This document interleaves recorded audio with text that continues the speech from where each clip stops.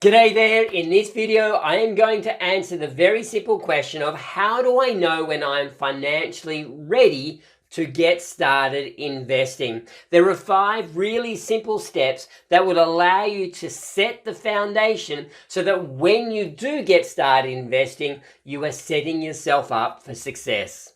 G'day there, my name is Phil McGilvray. I'm a financial coach and financial well-being consultant and founder of the Money Boss movement, where we make practical, life-changing financial education both understandable and accessible for everyday people so that you and your family can thrive financially. And today we are looking at the question of how do I know when I am ready to get started investing? How do I know when I'm financially ready to get started investing? So I'm going to take you through 5 very simple steps that lay the foundation for you so that you can be invested for the long term and you can ride the ups and downs without any stress and with complete confidence. Now, at the basis of these 5 steps that I'm going to take you through, there is this understanding that long-term success with investing isn't about which shares or which investments you get into. It's about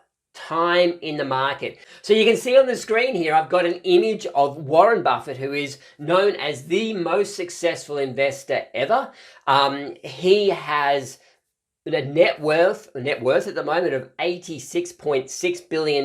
He was once the richest man in the world. I think he's still in the top 5 richest men in the world. But the important thing that I want to point out here is that most of his wealth came after the age of 65,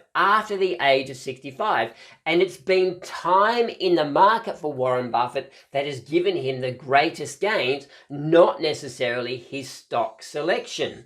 So what we want to make sure is that we're putting a foundation in place that allows us to ride through the ups and downs, the inevitable ups and downs that comes with investing in growth assets, sort of assets that give us the best returns, property, shares, and so on.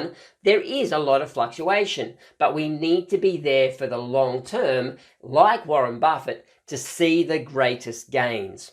So what we want to do is lay the foundation. So I'm going to take you through 5 steps that lay the foundation, not just for investing, but for your whole financial world. What are those steps? Okay, so you may, if you've been following me for a while, you will see my roadmap to financial peace, my cascade, that this is the way that I see all of my clients' financial situations. Whenever I sit down with them, I visualize their financial circumstances like a cascade, so that we can see, well, which step are they up to right now and what do they need to do to move to the next step. So let's go through these one at a time. Now, actually, before I do that, you'll see down here, we've got investing down here at step number 7. We're going to skip a couple of steps because they're not necessarily relevant, all of them, but I want to focus on the 5 really important ones. And the first one is that you need to make sure that your income is greater than your expenses. Now, this is the foundation of financial success, no matter what sort of goal we're working towards, but we need to make sure that we have consistent monthly surpluses. This means after we've got all of our expenses covered, we know that there is money, true savings left over, so that we can take that money and we can invest that money confidently. So that is the first step, is making sure that when we look at our income as a monthly figure, and when we look at what we need to allocate to all our expenses as a monthly figure, we can see down the bottom here, we've got a green figure saying, yes, I have some money left over. I have some capacity to invest money without compromising my ability to cover my day-to-day expenses. So that is step number 1. You need to make sure you have consistent cash flow surplus. Step number 2 is that we need to have some kind of budget that ensures that we do have money set aside for all our known expenses as they turn up. Yes, in step 1, we've said my income is greater than my expenses as a snapshot, but then what we need to do is we need to be able to identify, well, how much money do I need set aside? How much money do I need in my transaction account so that I know I've got all my expenses covered as they turn up. So I know I've got my insurances covered when they turn up. I know I've got my rates covered. I know that I've got my car registration covered. I know that I've got Christmas covered. All these big expense months, just making sure that I'm putting money aside every month so that when those expenses turn up, the money is just there. And more importantly, that money is sitting in my bank account, ready to go. And I know that that money is for those expenses, not for investing. That is those expenses, and that they're all covered. Because the one thing that we do not want to have to do, and this is a theme through all 5 of these steps, is I do not want to put myself in a position where I have to tap into my investments. I have to sell my investments to cover either some known expenses or some unknown expenses.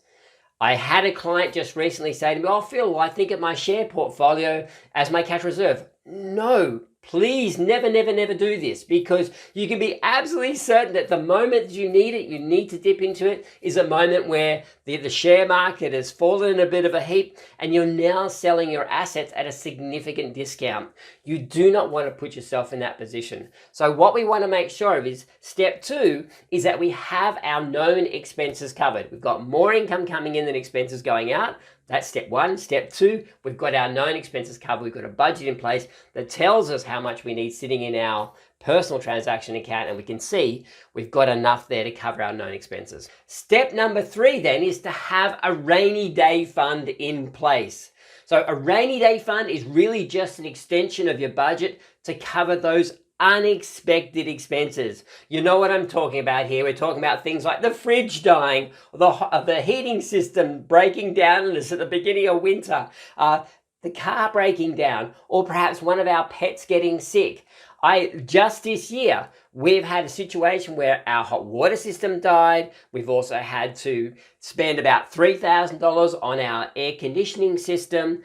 We've had our dishwasher die, which you can argue maybe isn't an emergency, but we've had all of those things break down on us. So having money set aside in a rainy day fund to cover those things without having to compromise our ability to cover our known upcoming expenses is super, super important.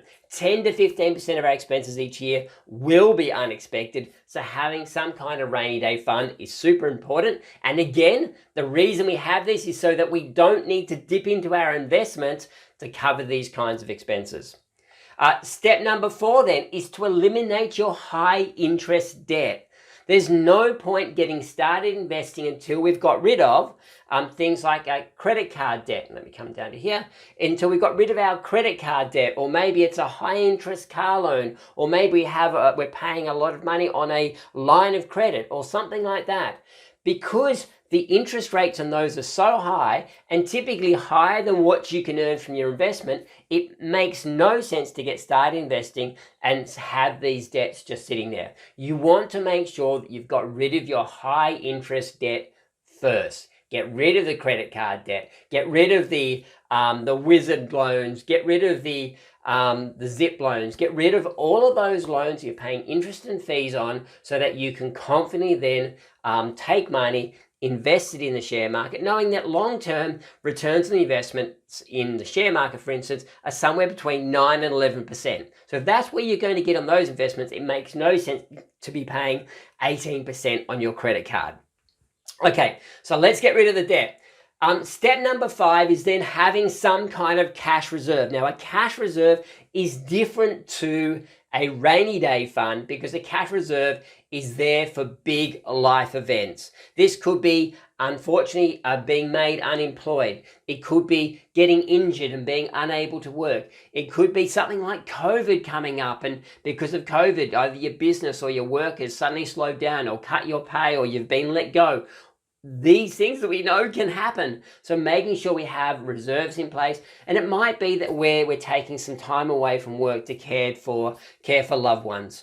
There's any number of reasons, big life events, they're not unexpected expenses, they're just big life events that could crimp our cash flow, and therefore having a reserve in place provides that buffer, so that again, we do not have to be in a situation where we have to touch our investments. Remember, the key to successful investing is to think long term with your investments, to be able to put that money inside and say, no, I'm not going to touch it. I am thinking 10, 15, 20, 30 years down the track, not just a year or two. And I'm certainly not thinking of that as my cash reserve. This is long-term investments so that we can allow compound interest to work its magic. So we've got 5 steps there. The first one is we want to make sure we've got surplus cash flow, because it's a surplus cash flow that we can invest. Secondly, we want to make sure we've got some kind of budget and we know how much we need set aside each month so that our known expenses are comfortably covered. Then we need to make sure we've got our unexpected expenses covered. So these are things like the dog getting sick, the fridge dying, the hot water system dying, those sorts of things. We know they're going to happen, so we want to have those covered. Step 4 is we want to eliminate high interest debt. Step 5 is we want to have some kind of cash reserve in place to make sure that we've got big life events covered as well. Now, you can see that by having those things in place, there should be no reason why we would have to tap into our investments unexpectedly. No reason why we would be in a situation where we're forced to sell some of our assets at a point where the market's down. Instead, we've got all these other reserves in place that allow us to do that. Now, of course, a lot of this depends on your life situation right now. It's very different for someone that's single, not married, got good cash flow, no real obligations, to someone that's a young family with 2 or 3 kids and things are pretty tight. And a mortgage. There's a big difference between those two and how much you would need to have in each of these pools. But just think about the principles, think about the foundation that you're putting in place, because ultimately what we're trying to do is have a mindset that allows us to confidently invest for the longer term, to be able to suck up the ups and downs that are going to come in the market, to be able to invest through those ups and downs confidently so that we can benefit from it long term. Remember, what we're trying to do is allow compound interest to work its magic. You do not want to get stressed when the share market halves in value, which does happen every 7 to 10 years or so. You don't want to get stressed if property values go sideways for a while. You want to make sure that you're there for the long term. You can ride the ups and downs, and by following these 5 steps, it will give you the confidence to get started investing without worrying about what may or may not happen. So I hope this has been helpful. I hope this has given you an idea of where you need to be financially before you get started investing. If you have any questions, please don't hesitate to leave them in the comments section below. If you've liked this video, if you have found it helpful, please click the like and subscribe button, because every week I release videos with practical, life-changing financial education so that you and your family can thrive financially. I truly believe that small habits, small strategies implemented today can literally make $1 million difference to your family and your future. So please click the like, click the subscribe, and I look forward to seeing you in the next video.